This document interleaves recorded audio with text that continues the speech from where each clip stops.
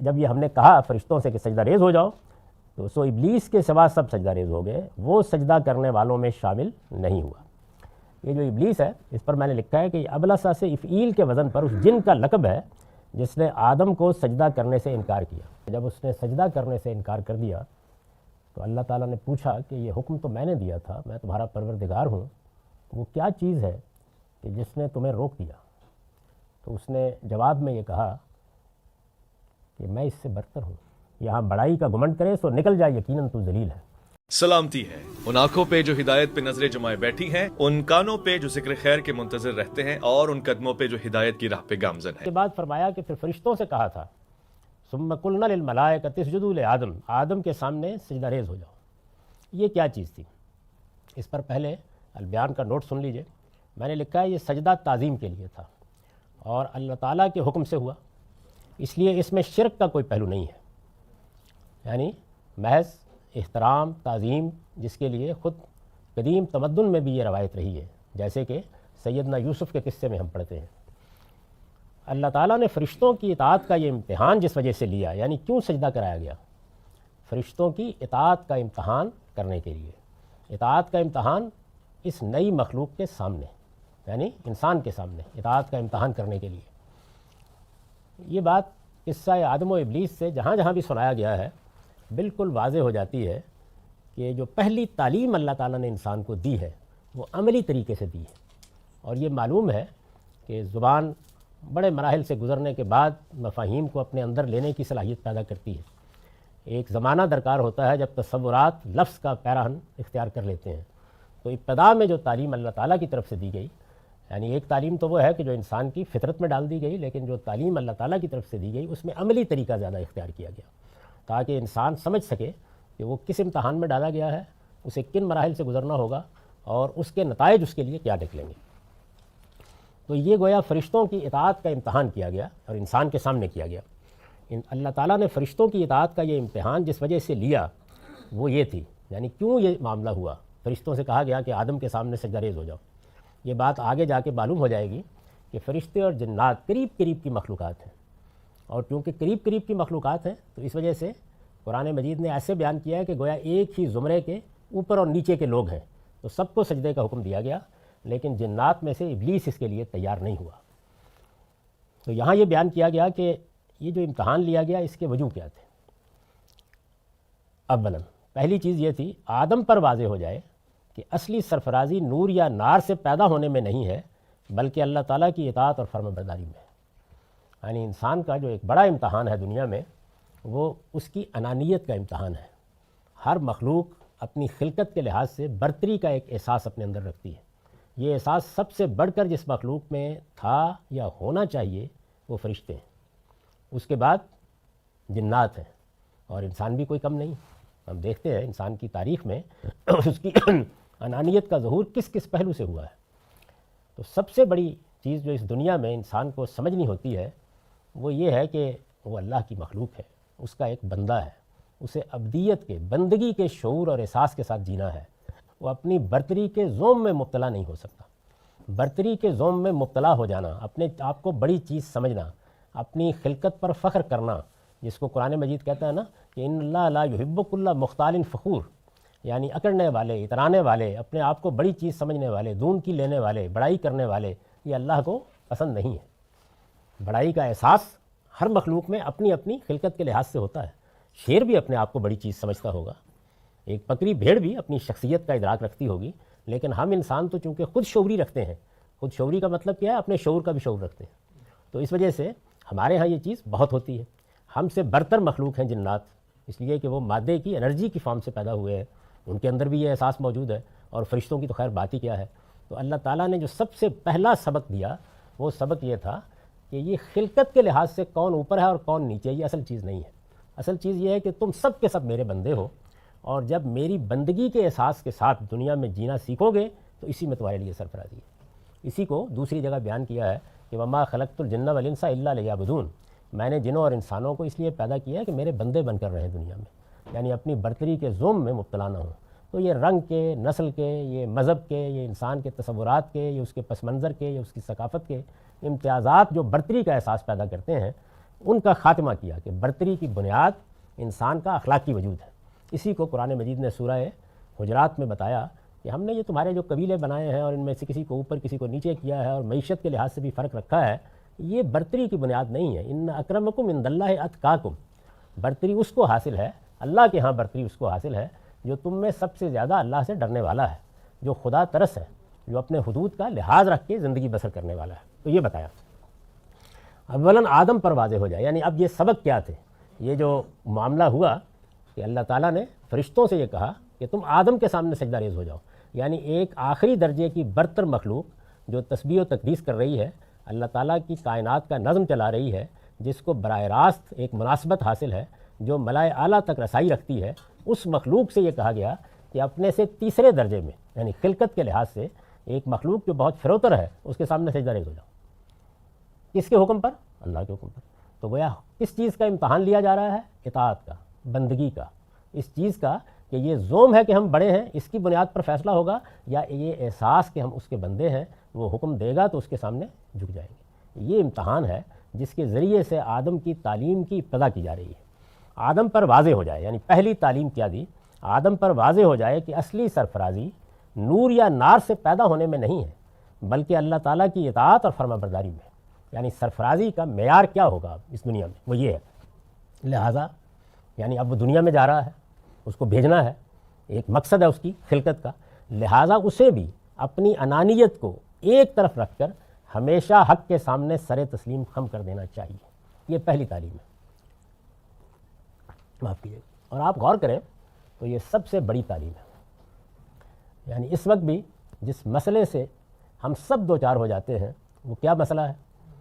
یعنی جب ہماری شخصیت ایک خاص حیثیت اختیار کر لیتی ہے، اور شخصیت صرف فرد کی نہیں ہوتی، یہ قوموں، گروہوں اور طبقات کی بھی ہوتی ہے۔ جب وہ اپنی ایک خاص حیثیت اختیار کر لیتی ہے تو پھر اس کے سامنے اگر اس کی مانی ہوئی چیزوں کے برخلاف کوئی حق آ جائے تو یہ انانیت ہوتی ہے، یہ ماضی کا افتخار ہوتا ہے، یہ اپنے بزرگوں اور اپنے بڑوں کے ساتھ تعلق کا احساس ہوتا ہے جو حق کو ماننے میں رکاوٹ بن جاتا ہے۔ سب سے بڑی چیز یہی ہوتی ہے۔ اور یہ چیز جو پیدا کہاں سے ہوتی ہے؟ یہ اسی انفرادی یا قومی یا طبقاتی افتخار کے شوق سے پیدا ہوتی ہے، وہیں سے پیدا ہوتی ہے۔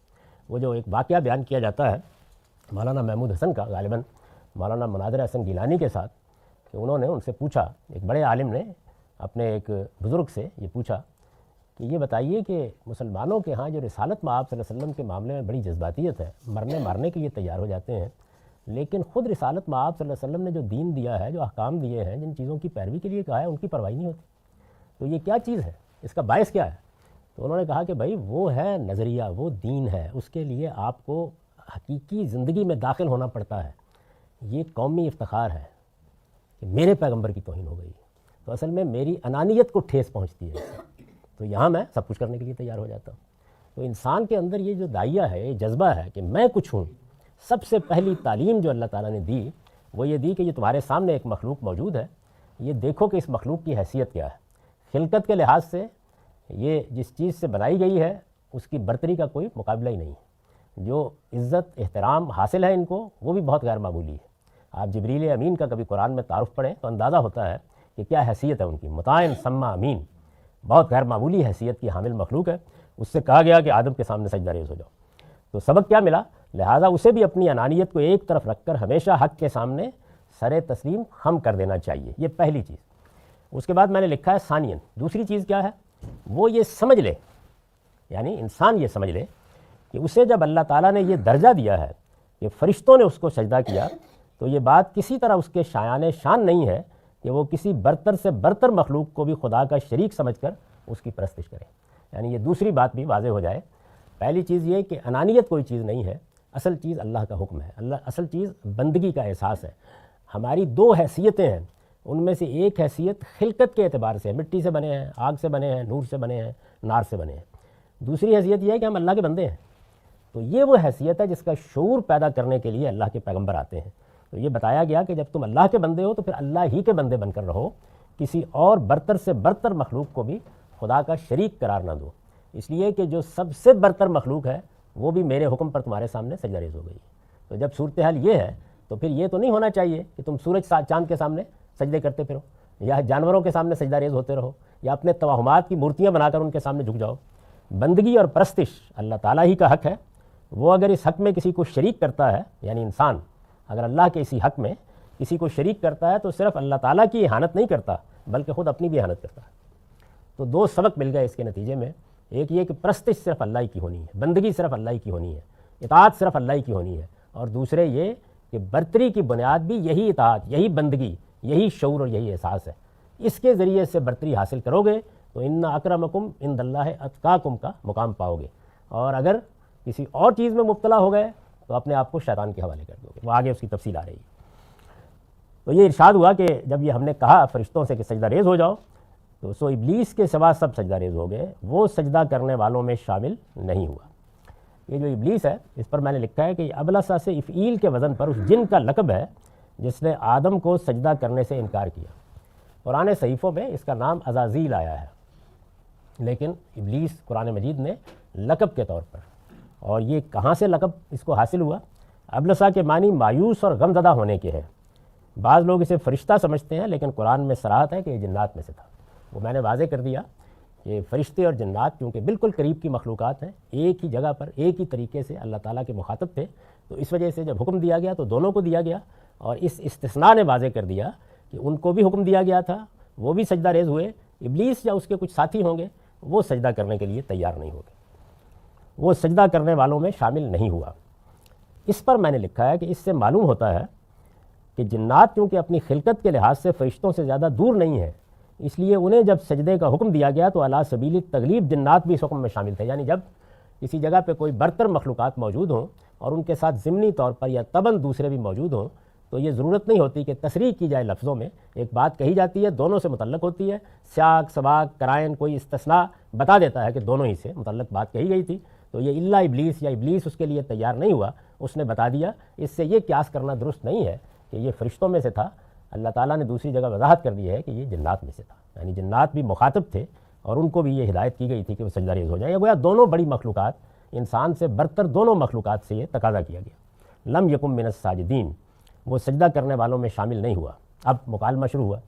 قال ما منعک الا تسجد اذ امرتک، فرمایا تجھے کس چیز نے سجدہ کرنے سے روک دیا۔ اس میں عربیت کا بھی ایک پہلو ہے جس کو زبان کے طالب علموں کو سامنے رکھنا چاہیے۔ اس پر میں نے نوٹ لکھا ہے کہ اصل میں ما منع کا اللہ تسجدہ کے الفاظ آئے ہیں، ما منع کے بعد لا کا لانا ضروری نہیں تھا، اس لیے کہ اس میں خود لا کا مضمون موجود ہے، نفی کا، لیکن لایا گیا ہے تو اس سے شدت نکیر کا مضمون پیدا ہو گیا۔ یعنی بعض اوقات زبان میں حروف دہرا دیے جاتے ہیں، اس سے ایک طرح سے اگر نفی ہے تو نکیر کی شدت، روکنے کی شدت پیدا ہو جاتی ہے، یا نفرت کے اظہار کی شدت پیدا ہو جاتی ہے، اور بعض موقعوں پر مثبت طور پر کسی چیز پر زور یا تاکید کا مضمون پیدا ہو جاتا ہے۔ یہ اسلوب ہماری اپنی زبان میں بھی موجود ہے۔ ہم بھی بعض موقع پر میں نے تمہیں روکا نہیں تھا، تو حالانکہ روکنے کے اندر بھی وہ چیز موجود ہے، لیکن شدت کے لیے بعض اوقات ہم الفاظ کو دہرا دیتے ہیں۔ تو اللہ تعالیٰ نے بھی یہ اسلوب اختیار کیا ہے، ما منع کا اللہ تسجد اذ امرتک، تجھے کس چیز نے سجدہ کرنے سے روک دیا جبکہ میں نے تجھے حکم دیا تھا۔ یعنی حکم تو اللہ ہی نے دیا تھا، یوں نہیں ہے کہ سجدہ کرنے کی کوئی تقریب ہو رہی تھی اور اس نے کہا کہ چلیے 10 کر رہے ہیں میں نہیں کرتا، باقاعدہ حکم دیا گیا، تو اس لیے اس کو بیان کیا ہے۔ میں نے لکھا ہے مطلب یہ ہے کہ اس سجدے کا حکم چونکہ میں نے دیا تھا، اس لیے یہ سجدہ آدم کو نہیں بلکہ در حقیقت مجھے تھا، اس لیے کہ میں پروردگار ہوں، میں نے اس کی ہدایت کی تھی۔ لیکن اس کے باوجود امتثال امر کے بجائے، یعنی بات ماننے کی بجائے، امتثال امر بات کے سامنے جھک جانے کی بجائے، حکم کے سامنے سر جھکانے کی بجائے تو نے سرکشی اختیار کی۔ آخر کیوں؟ یہ سوال کیا اللہ تعالیٰ نے۔ اب ذرا جواب سنیے جو اس نے دیا۔ قال انا خیر منہ، یعنی وہی امتحان جس میں ڈالا گیا تھا، یہ معلوم ہو گیا کہ فرشتے پوری طرح کامیاب رہے، انہوں نے سرتابی نہیں کی، اس نے سرتابی کی اور پھر اس کی وجہ بیان کی، کہا میں اس سے بہتر ہوں، انا خیر منہ، اور بہتر ہونے کی بنیاد کیا بیان کی؟ یعنی وہی مسئلہ جو انسانیت کو صدیوں درپیش رہا ہے، نسل کی برتری، رنگ کی برتری، خلقت کی برتری، قبیلے کی برتری، پس منظر کی برتری، اکابر کی برتری، بزرگوں کی برتری، طبقے کی برتری، معیشت کی برتری۔ کوئی برتری ہے نا جس کو آپ دوسروں کے اوپر اپنی بڑائی کے اظہار کی دلیل بناتے ہیں، تو یہ اس نے بھی اپنی خلقت کو، جو سب سے بڑی چیز ہے، انا خیر منہ، میں اس سے بہتر ہوں۔ کیوں بہتر ہوں؟ خلقتنی من نار و خلقتہ من طین، تو نے مجھے آگ سے پیدا کیا اور اس کو مٹی سے، یعنی میری خلقت میں برتری ہے، مادے کی وہ صورت جو وہ انرجی کی فارم میں ہوتا ہے، تو وہ اگر اب بھی آپ دیکھیں تو برتری کا احساس اپنے اندر رکھتی ہے، یعنی اس میں ایک خاص طرح کی لطافت پیدا ہو جاتی ہے، پامالی کا احساس نہیں ہوتا، زمین نیچے کو جاتی ہے، آگ اوپر کو اٹھتی ہے، تو ایک برتری کا احساس ہے۔ مطلب یہ ہے کہ تم نے مجھے جس چیز سے پیدا کیا وہ چیز اپنی صنف کے لحاظ سے اس سے برتر ہے جس سے تو نے ان کو پیدا کیا ہے۔ تو جب میں خلقت کے لحاظ سے برتر ہوں تو یہ کیسے ہو سکتا ہے کہ مجھے اپنے سے ایک کمتر مخلوق کے سامنے جھکنے کے لیے کہہ دیا جائے؟ تو اب گویا تقابل کس چیز کا ہوا؟ وہی بات کہ آپ نے اپنی خلقت کو بنیاد بنایا برتری کی، اور اللہ تعالیٰ کو اصرار ہے کہ برتری کی بنیاد انسان کا نظریاتی وجود ہے، یعنی اس نے علم میں کیا پایا، اس نے عمل میں کیا طریقہ اختیار کیا، اس کی بنیاد پر کوئی برتری کی بات کرے تو یہ بات شائن شان ہے۔ لیکن خلقت یہ کیا چیز ہے؟ تو اس نے کہا کہ مجھے ایسے ہی پیدا کیا تم نے۔ معافی۔ اس پر البیان کا نوٹ ہے، اس سے واضح ہے کہ عز و شرف کو، یعنی میں بڑی چیز ہوں، میرا یہ مقام ہے، میرا یہ قبیلہ ہے، میرا یہ رنگ ہے، میری یہ نسل ہے، اس سے واضح ہے کہ عز و شرف کو نسل و نسب پر مبنی سمجھنے کا فلسفہ، یعنی یہ جو فلسفہ دنیا میں اس کی بنیاد پر بہت قتل و غارت ہوئی ہے۔ یعنی انسان نے صدیوں کے تعامل سے جب اپنی برتری کا کوئی خاندانی کوئی نسبی تصور پیدا کر لیا تو دوسرے انسانوں کے اوپر حکم چلانے یا ان کو محکوم بنانے کو اپنا حق سمجھا۔ اور آپ جانتے ہیں کہ انسانی تاریخ میں اس سے بڑے حوادث وجود میں آئے ہیں، قریب کی دنیا میں یہ نازی فلسفہ اسی سے پیدا ہوا۔ اس سے واضح ہے کہ عز و شرف کو نسل و نسب پر مبنی سمجھنے کا فلسفہ ابلیس کی ایجادات میں سے، یعنی رنگ کی بنیاد پر خاص طور پر جو کچھ انسانوں کے ساتھ ہوا ہے، جس طریقے سے افریقہ سے انسانوں کو پکڑا گیا اور جس طریقے سے یہ جس کو ہم مہذب دنیا کہتی ہیں اس نے ان کے ساتھ جو سلوک کیا، ظاہر ہے کہ اس میں کیا چیز تھی؟ کیا انسان ہونے کے لحاظ سے کوئی فرق تھا؟ کیا اخلاقی وجود میں کوئی کمی تھی؟ کیا جمالیاتی احساس میں کوئی نقص رہ گیا ہوا تھا؟ یا عقلی طور پر کوئی برتری کا فلسفہ تھا کہ جو ان کو کمتر کر رہا تھا؟ محض رنگ کی بنیاد پر، محض نسل کی بنیاد پر۔ تو یہ پرانی چیز نہیں ہے، آج کے دور میں بھی آپ اس کو دیکھ سکتے ہیں۔ اس سے واضح ہے کہ عز و شرف کو نسل و نسب پر مبنی سمجھنے کا فلسفہ ابلیس کی ایجاد میں سے، یعنی اس طرح گویا قرآن مجید نے یہ بتا دیا، اور یہ قریش کے ساتھ بھی یہی مسئلہ ہے۔ وہ بھی یعنی یہ کیوں سنایا جا رہا ہے، انہیں تمہید کیوں یہاں سے اٹھائی ہے، ان کا بھی بڑا مسئلہ یہی ہے۔ آپ دیکھیے کہ رسالت مآب صلی اللہ علیہ وسلم کے ساتھ جو ان کا معاملہ ہوا ہے اس میں استدلال کیا ہے؟ آخر میں جب زچ ہو گئے ہیں تو یہ کہا کہ لولا نزل ھذا القرآن علی رجل من القریتین عظیم، یعنی ہمارے ہاں بھی ایک سرداروں کی پوری کیٹیگری موجود ہے مکہ اور طائف میں، یہ اللہ تعالیٰ نے نبوت کے لیے انتخاب ہی کرنا تھا تو ان میں سے کسی کا کر لیا ہوتا۔ تو سوال یہ نہیں ہے کہ محمد الرسول اللہ اپنے اخلاق عالیہ کے لحاظ سے کسی سے کمتر ہے یا خیر الناس ہونے کے اعتبار سے کوئی اور ان سے بہتر ہے، یہ نہیں ہے معاملہ۔ معاملہ یہ ہے کہ ہمارے سرداروں نے جو اپنی ایک پوزیشن اختیار کی ہوئی ہے، ظاہر ہے کہ وہ ہمارا شرف ہے، وہ ہمارے بڑے ہیں، تو اگر اللہ تعالیٰ نے نبوتی کے لیے انتخاب کرنا تھا تو ان میں سے کسی کا کر لیا ہوتا۔ تو یہی چیز بنیاد بنی۔ اس سے واضح ہے کہ عز و شرف کو نسل و نسب پر مبنی سمجھنے کا فلسفہ ابلیس کی ایجادات میں سے ہے۔ جو لوگ اس بنیاد پر اکڑتے اور دوسروں کو حقیر سمجھتے ہیں وہ در حقیقت اسی کے پیرو ہیں۔ تو یہ تعلیم گویا ابتدائی میں دے دی۔ اب جب اس نے اس پہ اصرار کیا اور یہ کہہ دیا کہ میرے انکار کرنے کی وجہ یہ ہے، تو کیا ہوا؟ قال فاہبط منہا، فرمایا اچھا تو یہاں سے اتر، فما یکون لک ان تتکبر فیہا، اس لیے کہ تجھے حق نہیں کہ یہاں بڑائی کا گمنڈ کرے، فخرج انک من الصاغرین، سو نکل جا، یقیناً تو ذلیل ہے۔ یہ کہاں سے نکل جا؟ خدا کی بارگاہ سے اترنے کا حکم ہے، یعنی پروردگار کے ساتھ جو براہ راست معاملہ ہو رہا ہے، آپ سمجھیں کہ جیسے میں سمجھانے کے لیے جیسے دربار لگا ہوا ہے اور اس میں آپ موجود ہیں، بادشاہ سلامت کی بارگاہ میں ہے، تو بادشاہ کائنات کی بارگاہ میں ہے، تو فرمایا اتر جا۔ یہ جو اتر جا ہے یہ نکل جا ہی کا دوسرا اسلوب ہے، یعنی اس سے جو بعض لوگوں نے خیال کر لیا کہ کہیں اوپر کسی جنت میں یہ معاملہ ہو رہا ہے، یہ ٹھیک نہیں ہے۔ اس کو سمجھنا ہو تو قرآن مجید میں دیکھ لیجئے کہ جب بنی اسرائیل نے یہ مطالبہ کیا، یہ کہا کہ ہمارے لیے تو وہی لہسن اور وہی ککڑی کا بندوبست ہونا چاہیے، یہ کیا من و سلوہ ہے، تو اس میں کیا الفاظ آئے؟ فاہبطوا مصرا، جاؤ کسی پھر مصری میں اترو جا کے، وہاں بھی یہی لفظ استعمال ہوا ہے۔ تو چونکہ لوگ جس وقت پرانے زمانے میں سفر کرتے تھے، ایک جگہ سے دوسری جگہ جاتے تھے تو جانوروں پر سوار ہو کے جاتے تھے اور وہاں جا کے جانور سے اترتے تھے، تو لفظ اس سے وجود میں آیا اور پھر کہیں جانے، کہیں سے نکل کے دوسری جگہ چلے جانے کے لیے استعمال ہونے لگ گیا۔ تو اس کا ہرگز یہ مطلب نہیں ہے کہ کسی آسمانی جنتی سے آپ اتاریں، یعنی خدا کی بارگاہ سے نکل جانے کا حکم دیا گیا۔ اس کا مطلب کیا ہے؟ وہ حجاب طاری ہو گیا جو حجاب اب ہم سب پر طاری ہے، یعنی اگر وہ حجاب اٹھا دیا جائے تو ایسا نہیں ہے کہ ہمیں کہیں اوپر جانا پڑے گا، ہم یہیں خدا کی بارگاہ میں ہوں گے، براہ راست ہوں گے۔ اسی کو سورہ نجم کے اس دوسرے حصے سے سمجھ لیجئے جس میں یہ بیان کیا گیا ہے کہ جب جبریل کے ساتھ دوسری ملاقات کا موقع ہوا، یعنی پہلی ملاقات کو بیان کیا ہے، پھر جب دوسری ملاقات کا موقع ہوا تو اس میں یہی الفاظ آئے ہیں، اسی چیز کو بیان کیا گیا ہے کہ اس وقت حجاب اٹھا دیا گیا اور کھول دیا گیا۔ تو اب وقت ختم ہو گیا، اس کے بعد ہم انشاءاللہ اس بحث کو جاری رکھیں گے۔ خواتین و حضرات، سورہ اعراف کی آیت 13 زیر درس ہے۔ اس میں وہ مکالمہ نقل ہو رہا ہے جو اللہ تعالیٰ فرشتوں اور جنات کے مابین ہوا، خاص طور پر ابلیس کے ساتھ۔ یہ بات اس سے پہلے بیان ہو گئی کہ جب اس نے سجدہ کرنے سے انکار کر دیا تو اللہ تعالیٰ نے پوچھا کہ یہ حکم تو میں نے دیا تھا، میں تمہارا پروردگار ہوں، وہ کیا چیز ہے کہ جس نے تمہیں روک دیا؟ تو اس نے جواب میں یہ کہا کہ میں اس سے برتر ہوں، میں اس سے بہتر ہوں، اور اس برتری یا بہتری کی بنیاد کیا ہے؟ وہ میری خلقت ہے۔ خلقتنی من نار و خلقتہ من طین، اس کو تو مٹی سے، کیچڑ سے پیدا کیا ہے آپ نے، اور میری خلقت آگ سے ہوئی ہے، ایک برتر عنصر سے ہوئی ہے، اس وجہ سے میں کیوں اس کے سامنے سجدہ ریز ہوں؟ میں اپنی خلقت کے لحاظ سے برتر ہوں، تو سجدہ کرنا ہے تو اس کو کرنا چاہیے مجھے، میں کیوں سر جھکاؤں؟ تو اللہ تعالیٰ نے فرمایا کہ یہ بات ہے، اچھا تو یہاں سے اتر، اس لیے کہ تجھے یہ حق نہیں کہ یہاں بڑائی کا گمنڈ کرے۔ یعنی تم نے غور نہیں کیا کہاں کھڑے تھے؟ اللہ تعالیٰ کی بارگاہ میں کھڑے تھے، اللہ تعالیٰ کے حضور میں کھڑے تھے۔ یہ جگہ نہیں تھی کہ یہاں تم یہ کہو کہ میں آگ سے بنا ہوا ہوں یا اس سے بھی کسی برتر چیز سے بنا ہوا ہوں۔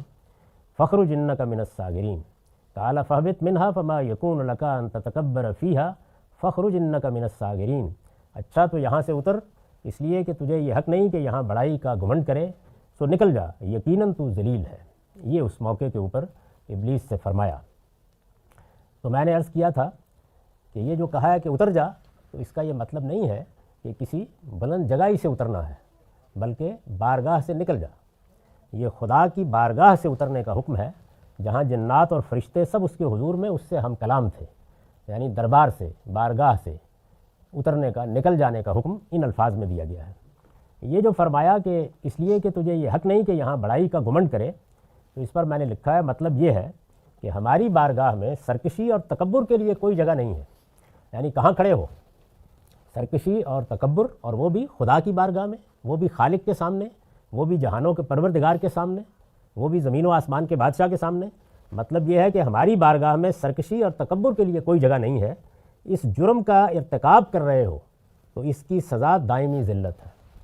یعنی یہ اللہ تعالیٰ کا وہ قانون ہے جو جزا و سزا کے بارے میں سب کے لیے یکساں بیان ہوا ہے۔ ہر چیز قابل معافی ہے، ہر چیز میں عفو و درگزر کا امکان ہے، لیکن تکبر میں نہیں، سرکشی میں نہیں۔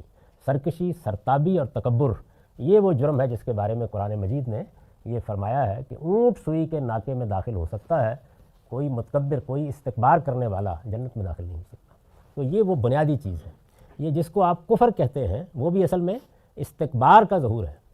یعنی جب کوئی شخص اس چیز کو جاننے کے بعد کہ حق یہی ہے، اس کے سامنے اکڑ جاتا ہے تو نتیجہ کیا؟ انکار کرتا ہے۔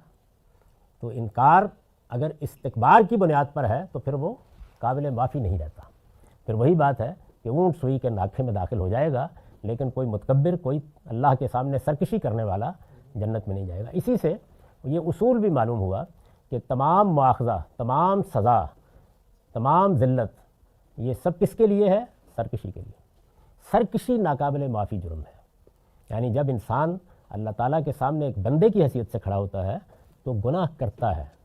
گناہ جذبات سے مغلوب ہو کر ہو جاتا ہے، انسانی کمزوریوں کی بنیاد پر ہو جاتا ہے، بشری جبلتوں کی بنیاد پر ہو جاتا ہے، خواہشوں کے غلبے کی بنیاد پر ہو جاتا ہے۔ یہ جب گناہ ہوتا ہے تو اگر انسان سرکش نہیں ہے، سرتابی پر تلا ہوا نہیں ہے، تو اس میں ندامت ہوتی ہے، رجوع ہوتا ہے، سنبھلنے کا جذبہ ہوتا ہے۔ لیکن جس وقت انسان اکڑ جاتا ہے خدا کے مقابلے میں، اور یہ جاننے کے باوجود کہ میرا رویہ، میری بات، میرا طرز عمل غلط ہے، صرف تکبر کی بنیاد پر نہ حق کو علم کی سطح پر مانتا ہے، نہ عمل کی سطح پر قبول کرنے کے لیے تیار ہوتا ہے، تو یہ وہ چیز ہے کہ جو پھر ناقابل معافی بن جاتی ہے۔ یہ ابدی جہنم، یہ دائمی ذلت، یہ دائمی سزا، یہ ہمیشہ کا انتقام، یہ سب کن کے لیے ہے؟ متکبرین کے لیے۔ تو یہ بات قرآن مجید نے واضح کر دی ہے۔ اصل میں کفر بھی اس کے سوا کچھ نہیں کہ وہ تکبر کا علمی ظہور ہے، فسق بھی اس کے سوا کچھ نہیں، وہ تکبر کا عملی ظہور ہے، ظلم بھی اس کے سوا کچھ نہیں، وہ اصل میں تکبر کا دوسروں سے متعلق ہو جانا ہے۔ تو یہ تکبر یا استکبار ہے جو بنیادی جرم ہے۔ اگر انسان اپنے آپ کو اس سے پاک رکھے تو پھر وہ خدا کا بندہ ہے. خلطو عملا صالحا وسیئا, اس سے غلطیاں بھی ہوتے ہیں, وہ اچھائی بھی کرتا ہے, برائی بھی کرتا ہے, سنبھلتا ہے, اوپر اٹھتا ہے, چلتا رہتا ہے. اور وہی حضرت مسیح کی بات کہ اس کی مثال تو اس بھیڑ کی سی ہوتی ہے جو گلے والے سے کھو جاتی ہے. خدا اپنی بھیڑوں کو بھول کر جو اس کے گلے میں ہے اس کو تلاش کرتا پھر رہا ہوتا ہے. تو پھر تو کوئی بات نہیں ہوتی. بات اس وقت اصل میں بگڑتی ہے جب استکبار پیدا ہوتا ہے. تو یہ فرمایا کہ مطلب یہ ہے کہ ہماری بارگاہ میں سرکشی اور تکبر کے لیے کوئی جگہ نہیں ہے. اس جرم کا ارتکاب کر رہے ہو تو اس کی سزا دائمی ذلت ہے. یعنی سوچ لو ایک مرتبہ, دیکھ لو, اب بھی موقع ہے, لیکن اگر اس پر اصرار کر رہے ہو تو پھر اس کے نتیجے میں معافی کا امکان ختم ہو جائے گا. یہاں سے نکل جاؤ, اب اسی ذلت میں رہو گے, ہماری بارگاہ کے دروازے تم پر ہمیشہ کے لیے بند ہو گئے. فخرج انک من الصاغرین, یہاں بڑائی کا گمنڈ کرے سو نکل جائے, یقیناً تو ذلیل ہے. یہ جو انک من الصاغرین ہے, اس کو بھی بڑی اچھی طرح سمجھ لیجئے. اللہ تعالیٰ جو یہاں دینونت برپا کرتے ہیں, جو رسولوں کی بعثت کے بعد جزا و سزا برپا ہوتی ہے, اس میں سرفرازی کی بھی بہت سی صورتیں ہیں. یعنی قوموں کو کیا مقام ملتا ہے, برتری حاصل ہوتی ہے, جیسے کہ صحابہ کرام کو ہوئی, ایک عظیم سلطنت وجود میں آ جاتی ہے, جسے سورہ نور میں بیان کیا ہے کہ میں نے وعدہ کیا تھا کہ جو لوگ بھی پیغمبر کا ساتھ دیں گے اور سچے عمل پر قائم رہیں گے ان کو میں زمین کا اقتدار دے دوں گا. لیکن دوسری جانب جو سزا دی جاتی ہے وہ دو صورتوں میں ہوتی ہے. ایک موت کی سزا, جن لوگوں نے شرک کو دین بنا لیا اور وہ اسی پر اصرار کر کے کھڑے ہو گئے, ان کے لیے موت کی سزا. اور جن لوگوں نے شرک کو دین نہیں بنایا لیکن دین کو بحیثیت دعوت کے قبول کرنے کے لیے تیار نہیں ہوئے, اور کس چیز میں مبتلا ہوئے, اسی میں کہ ہمارے اکابر, ہمارے بڑے, ہماری تاریخ, ہماری کتابیں, ہماری قوم, یہ کیسے ہو سکتا ہے کہ اس سے باہر بھی کہیں حق پایا جائے. اب اللہ تعالیٰ کا قانون یہ ہے کہ حق کہاں آئے گا اور کہاں سے آئے گا یہ وہی فیصلہ کرتا ہے. یعنی یہ تو نہیں ہو سکتا کہ جو مدرسہ آپ نے بنایا ہے ہمیشہ اسی میں سے حق پیدا ہو, جو طبقہ آپ نے پیدا کیا ہے ہمیشہ اسی کی زبان پر حق آئے. وہ کہیں سے بھی آئے گا, اور آئے گا تو امتحان پیدا کر دے گا. تو جب وہ آ جاتا ہے تو اس وقت انسان کو کیا کرنا چاہیے. تو یہ وہ جگہ ہے کہ جس کے بعد پھر جب انسان انکار کرتا ہے, اس بنیاد پر انکار کرتا ہے, تو اس کے لیے کیا سزا ہے. اس کے لیے یہی الفاظ ہیں وہاں بھی, حتیٰ یؤتوا الجزیۃ عن ید وہم صاغرون, محکومی کی سزا. یہاں پر بھی یہی کہا ہے, فخرج انک من الصاغرین, یعنی دائمی ذلت کی سزا, دائمی محکومی کی سزا. الا یہ کہ آدمی توبہ کر لے, انسانوں کے لیے تو اس کا دروازہ کھلا ہوتا ہے, لیکن اس نے انکار کر دیا, کہا کہ اس کا کوئی سوال نہیں. اب دیکھیے اس نے آگے سے کیا کہا, قال انظرنی الی یوم یبعثون, بولا مجھے اس دن تک مہلت دے جب لوگ اٹھائے جائیں گے. یعنی پھر میں ایک مشن رکھتا ہوں, مجھے اب اس سے انتقام لینا ہے. آپ اگر غور کر کے دیکھیں تو یہ قوموں کی برتری, یہ افراد کی برتری, یہ ایک دوسرے سے انتقام کے دائیات, یہ نیچا دکھانا, یہ ٹانگ کھینچنا, یہ جتنے بھی اس نوعیت کے معاملات ہماری زندگی میں چھوٹے سے بڑے پیمانے پر نمودار ہوتے ہیں, فرد سے قوموں تک, قوموں سے سلطنتوں تک, ان کے پیچھے کیا چیز کار فرما ہوتی ہے. یہی گمنڈ, یہی برتری. بڑی مشکل سے انسان نے یہ جانا ہے کہ برتری دوسروں پر قائم کرنے کے جذبے سے نکل کر آئیے اس دنیا میں ایسی ریاستیں قائم کریں, ایسا نظم قائم کریں جو انسانوں کی برابری پر مبنی ہو, جو ان کی خدمت کے جذبے پر مبنی ہو, جس میں رنگ نسل کی تفریق نہ کی جائے, جس میں مذہب کی بنیاد پر, خلقت کی بنیاد پر, پس منظر کی بنیاد پر لوگوں کے فیصلے نہ کیے جائیں. خدا کی زمین کو سب کی زمین سمجھا جائے اور انسان کے بنیادی حقوق کا احساس کر کے وہ نظم قائم کیا جائے جو لوگوں کے لیے خیر و صلاح کا باعث بنے. تو یہ نظریہ آسانی سے قبول نہیں ہوتا, کیونکہ فوری طور پر انسان اپنے پس منظر کے لحاظ سے اپنی برتری کے کسی نہ کسی احساس کے ساتھ حملہ آور ہو جاتا ہے. یعنی طبقات بھی ہوتے ہیں, قومیں بھی ہوتی ہیں, اور کچھ نہیں ملے گا تو یہی ہو جائے گا کہ ہم تم سے پہلے یہاں سے آباد ہیں, درا حالے کہ اس پہلے میں سوائے تاریخ کے کوئی فرق نہیں ہوتا. کیونکہ خدا کی زمین پر آپ کب پیدا ہوئے, آپ کب یہاں آئے, آپ کب وہاں آئے, آپ نے کب کسی جگہ کو آ کے آباد کیا, یہ صرف قبل و بعد کا مسئلہ ہے. خدا کی زمین ہے, آپ سب برابر کی حیثیت سے ہیں, تو انسان آسانی سے ان سب باتوں کو ماننے کے لیے تیار نہیں ہوتا. تو اس نے بھی یہی کہا, اور یہ کہا کہ پھر آپ مجھے مہلت دیں. یعنی کس بات کی مہلت آپ کی, یعنی اس بات کی مہلت کہ میں یہ ثابت کر سکوں کہ انسان کو جو شرف بخشا گیا ہے وہ فی الواقع اس کا اہل نہیں.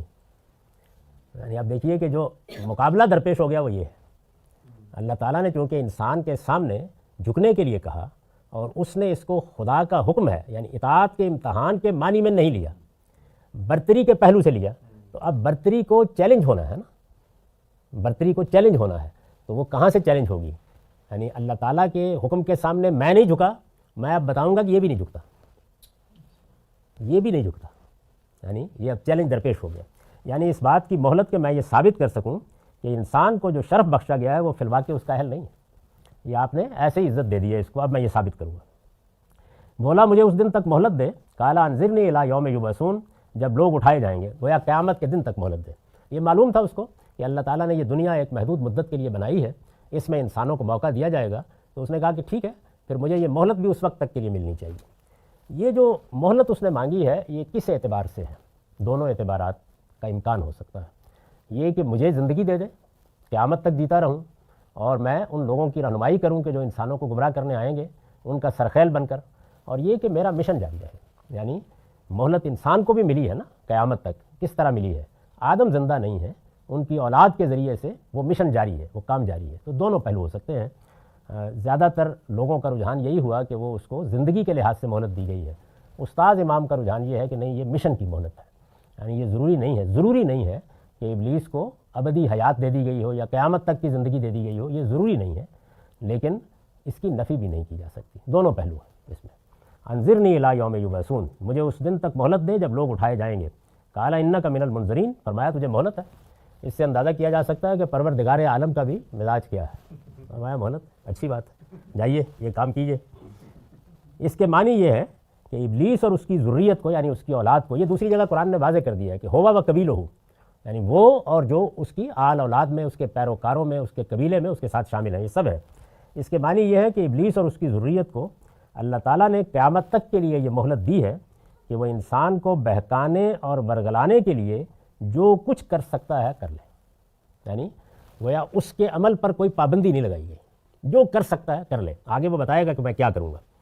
فرمایا تجھے مہلت ہے۔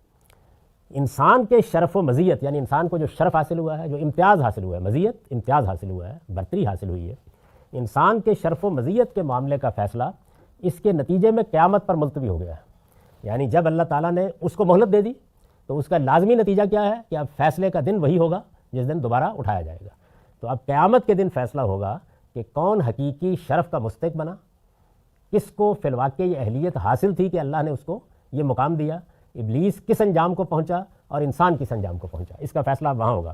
اب وہیں معلوم ہوگا کہ اس جنگ میں کون جیتتا اور کون ہارتا ہے، یعنی یہ ایک مارکہ ہے، جنگ ہے یہ۔ اب یہاں سے اگر آپ نے یہ سمجھ لیا کہ یہ ایک جنگ ہے، یعنی یہ ایک وار ہے، کس کے درمیان؟ ہمارے اور شیطان کے درمیان۔ یعنی اس نے چیلنج دیا، اور یہ چیلنج ہے جس سے ہم دوچار ہیں۔ اس چیلنج کو ہماری طرف سے کس نے قبول کیا ہے؟ اس نے تو دیا تھا نا، کائنات کے خالق نے۔ کس نے قبول کیا کہ میں نے بنایا ہے اس مخلوق کو؟ فرشتوں کو کیا جواب دیا تھا جب انہوں نے کہا کہ یہ فساد کرے گا اور یہ خون بہائے گا؟ جواب یہ تھا کہ جو میں جانتا ہوں وہ تم نہیں جانتے۔ تو یہ بہت بڑا شرف ہے جو انسان کو ملا ہے۔ اس چیلنج کی یاد دہانی کرائی جاتی ہے۔ آپ کا حج اصل میں یہی ہے، یعنی حج کیا ہے؟ وہ ابلیس کے اور انسان کے درمیان جنگ کی تمثیل ہے۔ اس میں ڈرامیٹائز کر دیا گیا ہے، اس کو ایک تمثیل میں بدل دیا گیا ہے، اور کسی چیز کی یاد کو باقی رکھنے کا سب سے مؤثر طریقہ کیا ہوتا ہے؟ اس کو تمثیل میں تبدیل کر دیں۔ تو وہاں آپ اصل میں اللہ تعالیٰ کی آواز پر لبیک کہتے ہیں، یعنی اللہ کہتا ہے کہ آؤ شیطان کے خلاف جنگ میں میرے ساتھ شریک ہو جاؤ۔ آواز ادھر سے آتی ہے، جواب آپ کیا دیتے ہیں؟ لبیک اللہم لبیک، حاضر ہیں پروردگار، آپ نے بلایا، ہم حاضر ہیں۔ اور پھر اس کے بعد وہ حج کے جو مناسک ہیں وہ سب کے سب اصل میں اس تمثیل کا حصہ ہیں۔ آپ مجاہد بن کے چلے گئے ہیں، آپ نے پڑاؤ ڈال دیا ہے، آپ نے دعائیں کی ہیں، آپ اس جنگ میں جیتنے کے لیے بےتاب ہیں، اور اس کا کلمینیشن، اس کا آخری مقام کیا ہوتا ہے؟ جب آپ ہاتھ میں کنکر پکڑ کے تمثیل کے طریقے پر، ظاہر ہے کہ وہاں تلوار تو نہیں پکڑنی نا، تو آپ ایک علامت کے اوپر سنگباری کر کے بتا دیتے ہیں کہ ہم اس جہاد میں اللہ کے ساتھ کھڑے ہیں۔ تو یہ پہلو جو ہے اس کو ملحوظ رکھنا چاہیے کہ یہ اصل میں وہ چیلنج ہے جو شیطان نے دے رکھا ہے۔ استاد امام لکھتے ہیں یہی وہ موڑ ہے جہاں سے انسان کی زندگی کارزار امتحان میں داخل ہوتی ہے۔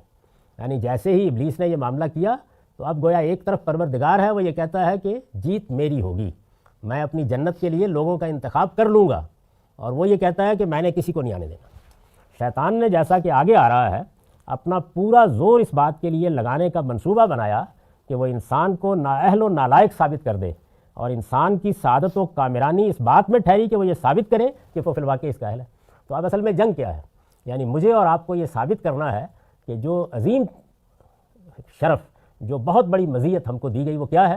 ابدی بادشاہی، جنت کی ابدی بادشاہی۔ یعنی خدا ازلی ہے، خدا ابد تک ہے، انسان ازلی نہیں ہے، مخلوق ہے لیکن ابد تک ہے۔ یہ کوئی معمولی چیز نہیں ہے، دائمی ہے، ہمیشہ کی زندگی جہاں موت کو بھی موت آ جائے گی۔ تو یہ عظیم زندگی، یہ عظیم شرف جو انسان کو ملا ہے، اس کا اہل ثابت کرنا ہے۔ تو اہلیت ثابت کیسے کرنی ہے؟ اپنے آپ کو پاکیزہ رکھ کر۔ اب یہ امتحان ہے جس میں انسان کو ڈال دیا گیا ہے۔ تو انسان کی سعادت، انسان کی کامرانی، انسان کی کامیابی اس بات میں ٹھہری کہ وہ یہ ثابت کر دیں کہ وہ فی الواقع اہل ہے، اور شیطان کی کامیابی اس میں ٹھہری کہ وہ یہ ثابت کر دے کہ آپ نے بیجا اعتماد کیا تھا، مجھے بیجا ذلت میں ڈالا تھا، میں ہی صحیح تھا، میں فی الواقع ہر لحاظ سے برتر تھا، آپ کی یہ مخلوق اس قابل نہیں تھی۔ یہ ہے وہ امتحان اور کشمکش۔ یہاں غلام صاحب ایک سوال میرے ذہن میں آتا ہے، وہ یہ کہ یہ جو مکالمہ ہے جس میں شیطان ایک طرح سے چیلنج کر رہا ہے اور اللہ جو ہیں پورے اعتماد سے، یعنی وہ تو خالق ہیں، اس چیلنج کو قبول کر رہے ہیں، اب جب انسان سرکشی کرتا ہے اور قرآن میں باقی مقامات پہ اللہ اپنے غصے کا اظہار کرتے ہیں، تو کیا یوں محسوس ہوتا ہے کہ ایک جس طرح باپ کا مان ہوتا ہے اپنی اولاد سے کہ بھئی میں نے اس کو سب چیزیں دیں، نعمتیں دیں، شعور کا احساس دیا، تو اب یہ میری طرف ہی لوٹے گا، تو جب انسان نافرمانی کرتا ہے اور اللہ تعالیٰ کا غضب اور غصہ آتا ہے، تو یہ اصل میں اسی مان کے بارے میں اللہ تعالیٰ کو دکھ پہنچتا ہے کہ بھئی یہ تو میرا بندہ تھا، کیوں چھوڑ کے جا رہا ہے مجھے؟ ایسا ہی جی، ظاہر ہے کہ یہ جتنی تعبیریں ہیں وہ ہم ذات خداوندی کے بارے میں استعمال نہیں کرتے، لیکن تصویر ٹھیک ہے۔ امام فراہی نے ایک مقام کے اوپر اللہ تعالیٰ کی شخصیت کا نقشہ کھینچا ہے، میں نے وہ اقتباس القائد الی عیون العقائد سے میزان میں نقل کیا ہے، تو اس میں اللہ تعالیٰ ایک شخصیت کے طور پر ہنستا، مسکراتا، غصے میں بھی آتا، ناراض بھی ہوتا محسوس ہوتا ہے، تو ایک ہستی کے طور پر ہمارے سامنے جو محبت کے ساتھ، اور پھر یہ کہ وہ انتقام بھی ہے، یہ ساری چیزیں ہیں، تو اس میں شک نہیں ہے کہ ہم نے اعتماد مجروح کیا اگر ہم نے شیطان کی بات مانی، اور یہی وہ مان ہے اللہ تعالیٰ کا جس کو ٹھیس نہیں پہنچنی چاہیے۔ اب اس نے کیا کہا؟ فرمایا تجھے مہلت ہے، انک من المنظرین، قال فبما اغویتنی لاقعدن لهم صراطک المستقیم ثم لآتینہم من بین ایدیہم ومن خلفہم وعن ایمانہم وعن شمائلہم ولا تجد اکثرہم شاکرین۔ بولا، اس نے کیا جواب دیا؟ بولا پھر اس لیے کہ تو نے مجھے گمراہی میں ڈالا ہے۔ یہ دیکھیے، یہ اس میں بڑی حکمت کی چیزیں ہیں کہ جس وقت ایک مقدمہ انسان قائم کر لیتا ہے تو وہ کہاں سے بات کرتا ہے؟ شیطان بھی مخلوق ہے۔ پھر اس لیے کہ تو نے مجھے گمراہی میں ڈالا ہے، یہ بات کرنے سے پہلے اس نے اپنے آپ کو بری ذمہ کر دیا۔ پھر اس لیے کہ تو نے مجھے گمراہی میں ڈالا، میں نے اس پر لکھا ہے، یعنی میں خود گمراہ نہیں ہوا، بلکہ تو نے حکم ہی ایسا دیا تھا جس کا امتثال میرے لیے ممکن نہیں تھا۔ یعنی اصل میں معاملہ آپ کی طرف سے ہوا ہے، یہ کوئی حکم تھا دینے کا؟ یعنی نہ مجھے دیکھا، نہ میری خلقت دیکھی، نہ میرا مقام دیکھا، نہ میرا پس منظر دیکھا، اور مجھے ایک کم تر فروتر مخلوق کے سامنے جھکنے کے لیے کہہ دیا، بلکہ تو نے حکم ہی ایسا دیا تھا جس کا امتثال میرے لیے ممکن نہیں تھا۔ چنانچہ میں اگر گمراہ ہوا ہوں تو اس گمراہی پر معاذ اللہ تو نے مجھے مجبور کیا ہے، یعنی میں گمراہ نہیں ہوا۔ آگے کی آیات سے واضح ہے کہ اللہ تعالیٰ نے ابلیس کی اس بات پر کوئی تبصرہ نہیں کیا۔ اس کی وجہ کیا ہے؟ اس کی وجہ یہ ہے کہ یہ ایک کھلی ہوئی سفیہانہ بات تھی جس کا جواب دینے کی کوئی ضرورت نہ تھی۔ یعنی بعض اوقات ایک بڑی ہی احمقانہ بات، احمقانہ تعویل، احمقانہ عذر، بلکہ عذر لنگ پیش کر دیا جاتا ہے، تو اس کو اہمیت دینے کی ضرورت نہیں ہوتی، بذاہتاً غلط ہے، اس لیے کہ پیچھے پوری طرح واضح کر دیا گیا ہے کہ یہ اصل میں خلقت پر بڑائی کا احساس ہے جو باعث بنا ہے، پیچھے وہ پوری بات بیان ہو گئی ہے۔ اب ظاہر ہے کہ اگر ایک گمراہ ہونے والا یا ایک سرکشی اختیار کرنے والا ساری بات کو اللہ تعالیٰ کی طرف ڈال رہا ہے تو اس پر کوئی تبصرے کی ضرورت نہیں، لیکن آپ دیکھیے کہ اس نے چیلنج کیا دیا ہے، وہ یہ کہتا ہے کہ اب میں کیا کروں گا؟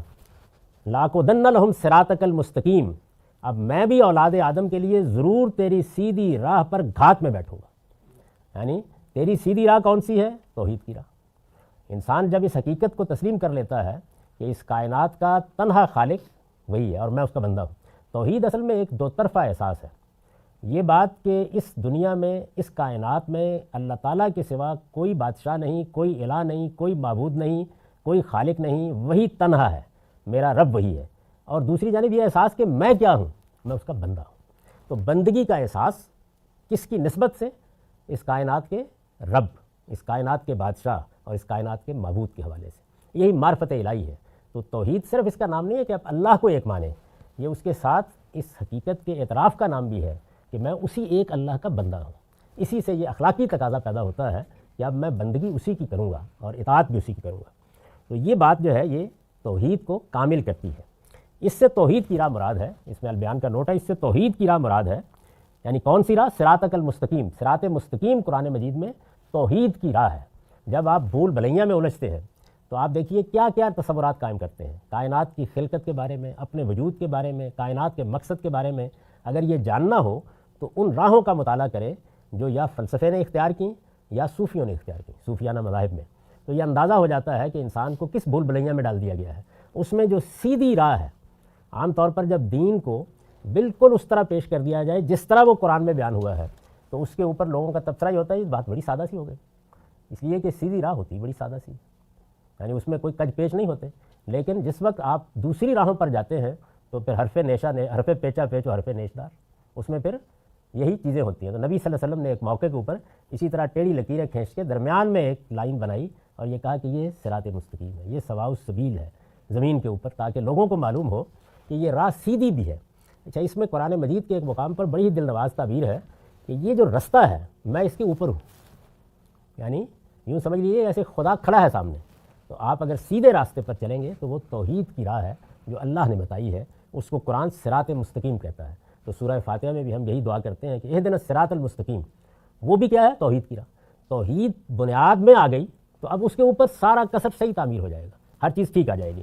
تو اس سے توحید کی راہ مراد ہے، اور ابلیس نے یہ چیلنج اللہ تعالیٰ کو دیا ہے کہ وہ جنت الفردوس کے لیے صالحین، اللہ تعالیٰ کیا کر رہا ہے؟ صالحین کا انتخاب کر رہا ہے۔ صالحین عمل صالح کرنے والے، اچھا عمل کرنے والے لوگوں کا انتخاب کر رہا ہے۔ صالحین کے انتخاب کی اس اسکیم کو ناکام بنا دے گا جو انسان کی تخلیق سے اللہ کے پیش نظر ہے۔ یعنی اب جو کشمکش ہے وہ یہ ہے کہ اللہ تعالیٰ اس دنیا کے اندر سے اپنی جنت کے لیے صالحین کا یا نفوس زکیہ کا، پاکیزہ نفوس کا انتخاب کر رہا ہے۔ جتنا کوئی زیادہ پاکیزہ ہے اسی درجے میں وہ خدا کی جنت میں چلا جائے گا، اور اس اسکیم کو ابلیس ناکام بنانے پر تلا ہوا ہے۔ یہ اس کا چیلنج ہے جو انسان کی تخلیق سے اللہ کے پیش نظر ہے۔ استاد امام لکھتے ہیں انسان کی فطرت، یہ بڑا اہم اقتباس ہے، انسان کی فطرت اور خدا میں براہ راست ربط ہے۔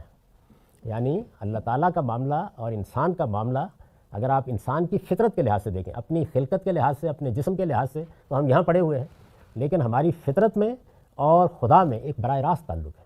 اس تعلق کی کیا صورت ہے؟ فطرت کی راہ میں غیر فطری کج پیچ نہ پیدا کر دیے جائیں تو انسان توحید کے سوا اور کوئی راہ نہیں اختیار کر سکتا۔ یعنی یہ اصل میں ہمارے ماحول، ہمارے گرد و پیش میں جو کچھ ہمیں ملتا ہے وہ کہیں کہیں بھٹکانے کا باعث بن جاتا ہے، ورنہ اگر انسان کو بالکل ٹھیک چھوڑ دیا جائے کہ وہ اپنی راہ خود تلاش کرے تو وہ توحیدی پر آئے گا، یعنی اس کے لیے اور کوئی راستہ ہی موجود نہیں ہے، سیدھا اپنے پروردگار تک پہنچے گا۔ اس وجہ سے توحید کو قرآن میں بھی اور دوسرے آسمانی صحیفوں میں بھی صراط مستقیم سے تعبیر فرمایا گیا ہے۔ یعنی یہ تعبیر کیوں اختیار کی گئی ہے؟ اس لیے کہ انسان کو اگر کج پیچ میں نہ ڈالا جائے، بھول بھلیاں میں نہ ڈالا جائے، فلسفوں میں مبتلا نہ کیا جائے، گرد و پیش میں مذہب کی غلط تعبیریں اس کا احاطہ نہ کیے ہوئے ہوں، مذہب کو، مذہبی افکار کو مسخ کر کے کاہنوں اور پادریوں کے سپرد نہ کر دیا جائے، تو جو سیدھی راہ انسان کے لیے ہے وہ بڑی سادہ سی ہے۔ اسی وجہ سے مذہب کی تعلیم کا جب قرآن خلاصہ بیان کرتا ہے تو دو لفظ کیا کہ ختم کر دیتا ہے، تم پروردگار کے بندے ہو، مجھ سے ایک دن ملنا ہے اچھے عمل کی بنیاد پر۔ تو یہ کتنی سادہ بات ہے، یہی صراط مستقیم ہے۔ تو یہ صراط مستقیم جب تک انسان اس راہ پر قائم رہتا ہے اس وقت تک وہ سست رو اور آبلا پا ہو کر بھی رو بمنزل رہتا ہے، یعنی قدم سست ہو سکتے ہیں، پاؤں میں چھالے پڑ سکتے ہیں، لیکن منزل کھوٹ نہیں ہوتی، رو بمنزل رہتا ہے۔ اس وجہ سے دیر سویل منزل پر پہنچ ہی جاتا ہے، جلدی پہنچ جائے گا یا دیر سے پہنچے گا۔ برعکس اس کے اگر وہ شرک کے کسی موڑ کی طرف مڑ جائے تو اصل منزل سے رو گرداں ہو جاتا ہے، اور پھر جتنے قدم بھی وہ آگے بڑھتا ہے اس کا سفر کسی ضلال بعید ہی کی راہ میں ہوتا ہے۔ صراط مستقیم کے مقابلے میں کیا ہے؟ ضلال بعید، دور کی گمراہی۔ یہ اقتباس ابھی اپنے اندر بہت سے دوسرے پہلو بھی رکھتا ہے، اس کو ہم زیادہ تفصیل کے ساتھ اگلی نشست میں پڑھیں گے۔ اقول قولی ھذا واستغفر اللہ لی ولکم ولسائر المسلمین۔